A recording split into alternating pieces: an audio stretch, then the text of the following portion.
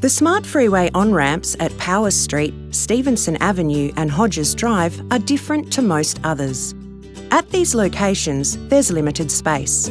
So, to avoid vehicles banking up and blocking the feeder roads during busy periods, or when there's an incident, we've added a shorter third lane, which will be open to traffic whenever the on-ramp signals are in use.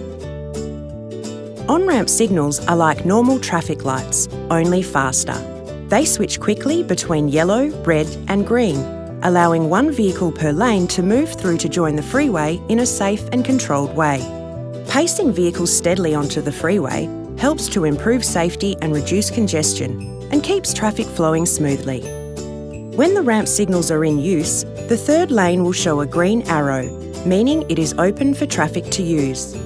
And when the third lane is closed, it will show a red X, meaning it should not be used.